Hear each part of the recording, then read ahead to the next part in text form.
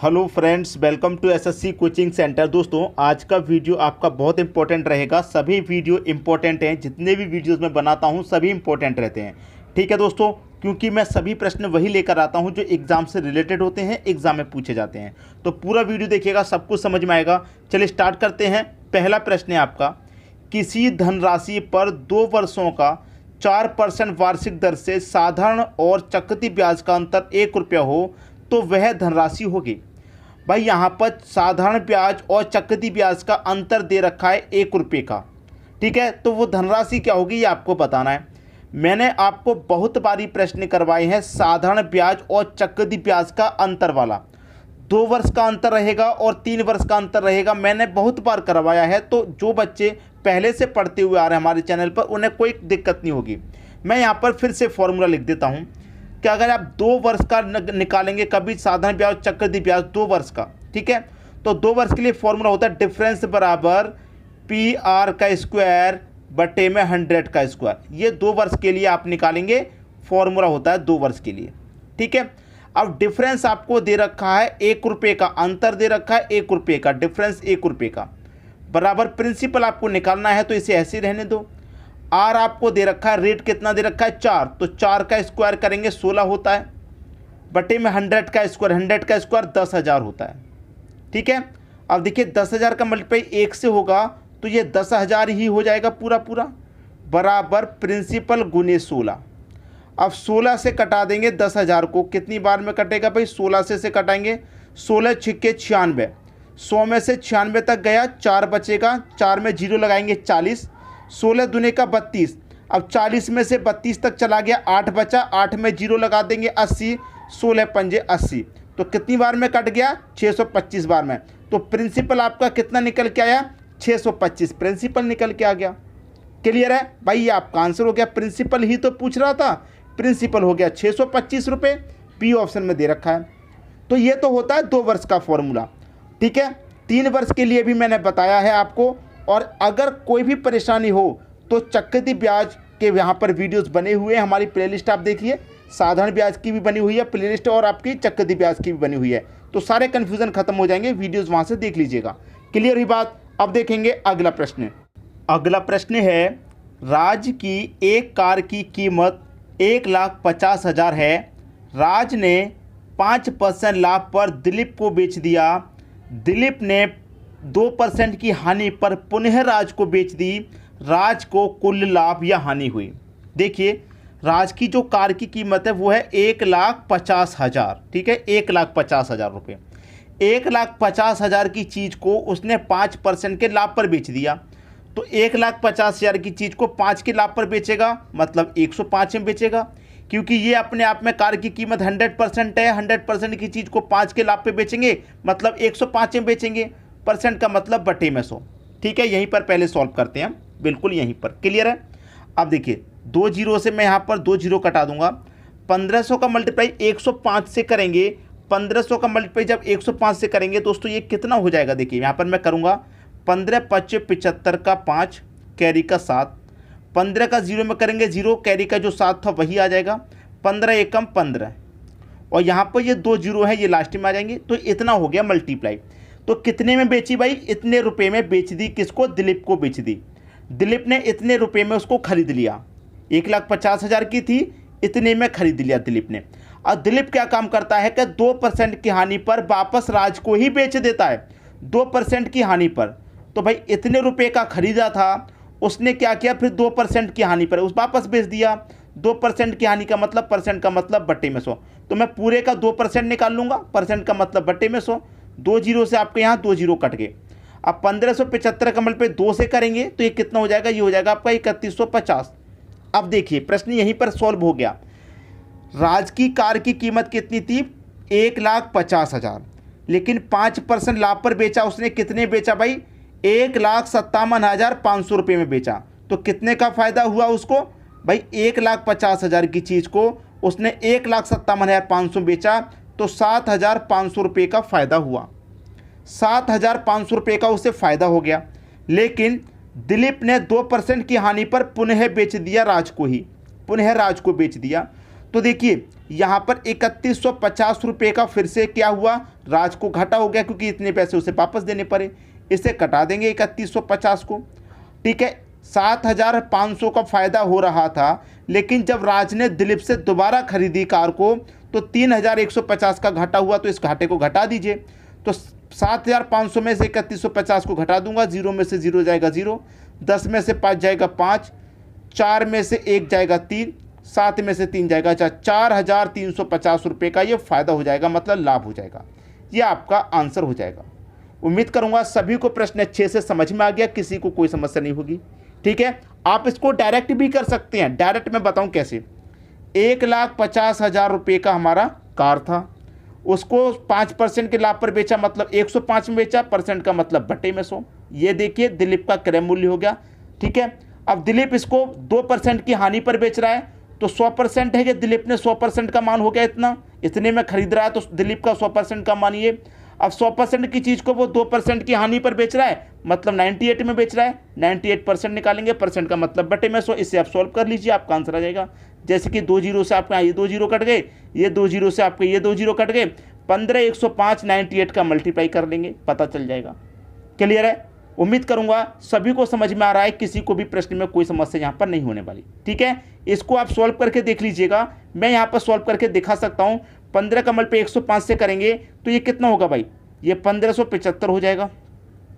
गुना करेंगे इसका 98 से, तो 98 का गुना आप कैसे कर सकते हैं, देखिए 98 गुना कर सकते हैं आप 100 - 2, 100 - 2 98 होता है।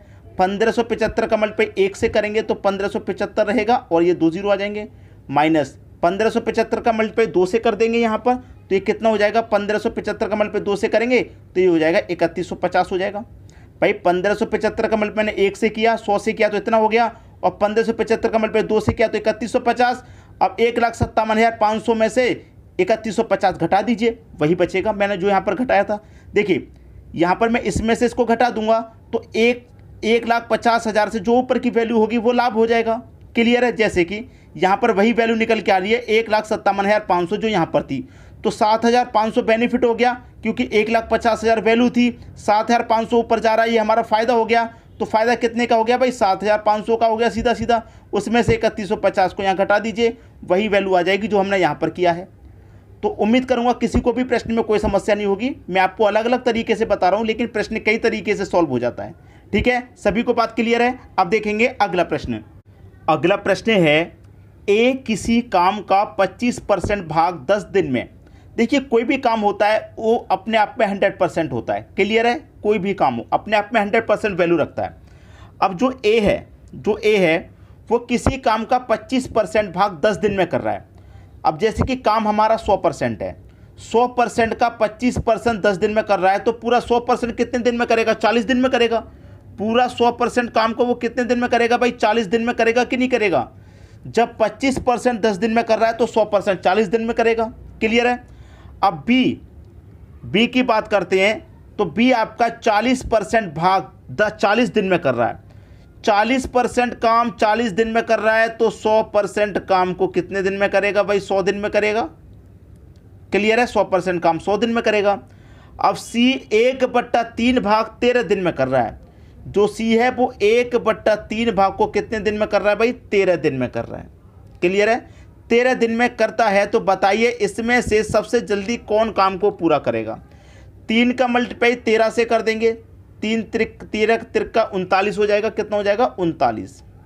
तो जो आपका सी है वो कितने दिन में कर रहा है भाई काम को, वो 39 दिन में कर रहा है। ठीक है। कभी भी इस तरीके से दिया जाए तो मल्टीप्लाई कर देंगे, 13 त्रिका 39, सी आपका 39 दिन में कर रहा है। तो कह रहा है कि सबसे जल्दी कौन पूरा करेगा। ए कर रहा है 40 दिन में, बी कर रहा है 100 दिन में, तो सी कर रहा है 39 दिन में। सबसे कम तो सी कर रहा है 39 दिन में। यही आपका आंसर हो जाएगा। क्लियर सभी को सवाल। अब देखेंगे अगला प्रश्न। अगला प्रश्न है, फैक्टोरियल 19 में शून्यों की संख्या ज्ञात कीजिए। फैक्टोरियल 19। भाई देखिए फैक्टोरियल का मतलब क्या होता है। जैसे कि फैक्टोरियल 19 दिया गया है, तो 19 से लेकर आप 1 तक वापस आएंगे मल्टीप्लाई करते हुए। 19 के बाद 18, फिर 17, फिर 16, इसीलिए कहाँ तक आएंगे आप वापस, 1 तक आएंगे। अगर फैक्टोरियल 20 होता तो 20 से स्टार्ट करते, 25 होता तो 25 से स्टार्ट करते, वापस 1 तक आते। ये फैक्टोरियल का मतलब है। लेकिन इसमें मल्टीप्लाई करने के बाद शून्यों की संख्या कितनी आएगी ये आपको बताना है, शून्यों की संख्या। तो मैं जो ट्रिक बता रहा हूँ उसे याद रखिएगा। कितना फैक्टोरियल है? 19 फैक्टोरियल है। हमेशा 5 से डिवाइड देना है, हमेशा याद रखिए। 5 से कितनी बार में कटेगा? 3 बार में। 4 शेष बच जाएगा ना, 4 शेष बच जाएगा। जो शेष बच गया उससे कोई मतलब नहीं, जितनी बार डिवाइड चला गया वही आंसर है। तो शून्यों की संख्या कितनी आएगी? 3 आएगी।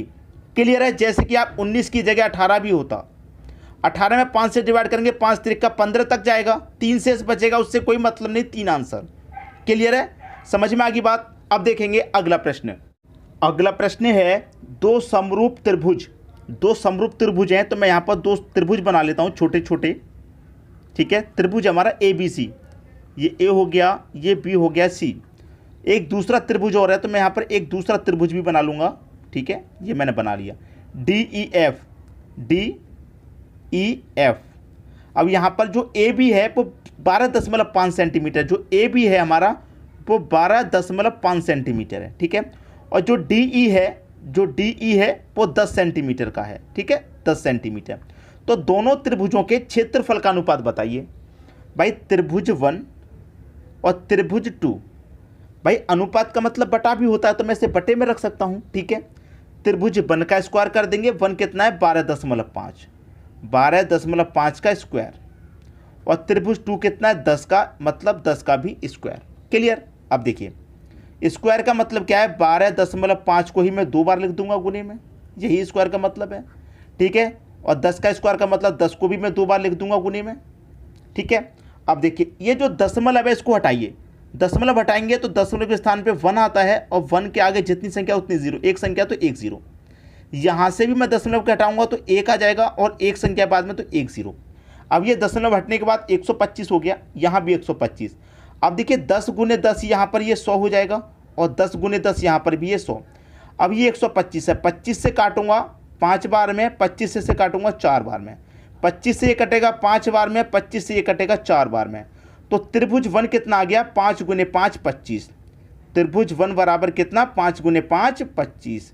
और त्रिभुज 2 कितना आ गया? त्रिभुज 2 आ गया आपका 4 गुने 4 16। क्लियर? इनका अनुपात पूछ रहा है, तो त्रिभुज 1 अनुपाते त्रिभुज 2, त्रिभुज 1 कितना आया? 25, और त्रिभुज 2 कितना आया? 16। ये आपका आंसर हो जाएगा। क्लियर है? इस प्रश्न को अब आप कर पाएंगे। अब देखेंगे हम अगला प्रश्न।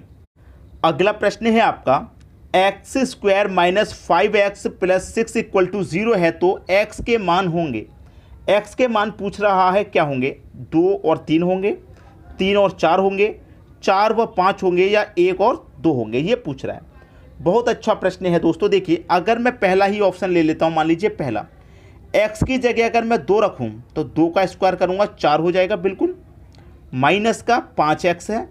ठीक है, अब देखिए यहाँ पर x की जगह मैंने क्या रखा है? पहले 2 रखा है। ठीक है, अब मैंने 2 संख्या यहाँ पर 2 और 3, यही 2 संख्या है तो दोनों संख्या में रखनी पड़ेंगी। जैसे कि यहाँ पर x की जगह 2 और यहाँ पर x की जगह 3, इस तरीके 2 संख्या है ना, तो पहले x की जगह मैंने पहले संख्या रख ली, दूसरी x की जगह दूसरी संख्या, इस तरीके सॉल्व करूँगा। तो पहले x की जगह मैं 2 रखा, 2 का स्क्वायर 4, माइनस दूसरे x की जगह 3 रखा, 3 का मतलब 5 से करूँगा, 3 5 15 आ जाएगा। तो क्या ऐसे सॉल्व हो जाएगा प्रश्न? करके देख लेते हैं भाई। 3 5 15 और प्लस का 6 इक्वल टू 0। क्लियर है? प्लस का 4 प्लस का, देखिए ये 10 हो गया जबकि 0 है। क्लियर? 0 है, प्लस का 4 प्लस का 6 10 हो जाएगा, 10 में से 15 घटाएंगे माइनस का 5 आएगा, आंसर तो आ ही नहीं सकता। ऐसे नहीं रखना। मैंने दोनों अलग अलग संख्या रख के देख ली, अब मैं एक ही संख्या रख के देखता हूँ। देखिए 2 है, 2 का स्क्वायर करूँगा मैं 4, माइनस x की जगह भी मैं क्या करूँगा? 2 ही रखूँगा। ठीक है, 2 रखूँगा, 2 का मतलब 5 से करूँगा 10 हो जाएगा, और प्लस का 6 दे रखा है तो 6 ले लूँगा, बराबर का 0। प्लस का 4 प्लस का 6 प्लस का 10, प्लस के 10 में से माइनस का 10 घटेगा तो 0 हो जाएगा। बिल्कुल सही। क्लियर है? बिल्कुल सही है यहाँ पर। तो पहली कंडीशन सेटिस्फाई होगी, 2 वाली। अब मैं तीसरी वाली करूँगा, x की जगह मैं 3 रखूँगा, 3 का स्क्वायर करूँगा 9 हो जाएगा, माइनस यहाँ पर x की जगह 3 रखूँगा, 3 5 15 हो जाएगा, प्लस का 6 है, बराबर 0 आना चाहिए। 9 प्लस का 6 प्लस का 15, प्लस के 15 में से माइनस के 15 कटेंगे, 0 हो जाएगा। बिल्कुल सही। तो पहला ऑप्शन सही हो गया, क्योंकि हमने 2 को भी रख के देखा और 3 को भी रख के देखा, दोनों ही कंडीशन में 0 आ रहा है हमारा। क्लियर है? बाकी के नहीं आएगा। जब पहले से आंसर मिल गया तो बाकी के से तो आ नहीं सकता, आप रख के देख लीजिएगा। ठीक है, अब देखेंगे अगला प्रश्न। अगला प्रश्न है साइन a प्लस बी बराबर √3/2। देखिए यहाँ पर मैं लिखूँ साइन √3/2 जो है वो साइन कितने का मान होता है? साइन 60 का मान √3/2 होता है। ठीक है, अब आगे कॉस दे रखा है, आगे कॉस है, तो कॉस कितने का मान √3/2 होता है भाई? कॉस कितने का मान हमारा √3/2 होता है? तो कॉस 30 का मान हमारा √3/2 होता है। बस प्रश्न सॉल्व हो गया। इतना मालूम है आपको तो प्रश्न सॉल्व हो गया। कितने का मान? a प्लस बी है, यहाँ पर a माइनस बी, तो a प्लस बी बराबर हमारा कितना है? 60 है। और a माइनस बी बराबर हमारा कितना है? 30 है। कॉस का मान 30 है। सॉल्व कर लीजिए। a और a 2a हो जाएगा, प्लस का b माइनस का b कटेगा, 60 और 30 90, 2 से 90 कटेगा, 45 बार में a का मान 45। अब a का मान 45 है दोस्तों। देखिए a प्लस बी का मान हमारा कितना है? यहाँ पर 60 है। ठीक है, 60 है। अब a का मान 45 तो b का कितना? देखिए a प्लस बी का मान हमारा कितना है भाई? 60 ही तो है यहाँ पर। अब अकेले a का मान 45 है तो b का 15 होगा, तभी तो दोनों को जोड़ने से 60 मिलेगा। b का मान 15 है, पता चल गया आपको। तो a व b का मान बताइए, जबकि थीटा न्यून कोण है। तो a और b का मान बताइए, तो a का मान 45 हो गया तो b का मान 15 हो गया। बस दोनों का मान हमने यहाँ बता दिया, ये आपका आंसर हो गया। उम्मीद करूंगा सभी को प्रश्न अच्छे से समझ में आ गया, किसी को भी प्रश्न में कोई समस्या नहीं होगी। ठीक है दोस्तों, वीडियो देखने के लिए आपका बहुत बहुत धन्यवाद।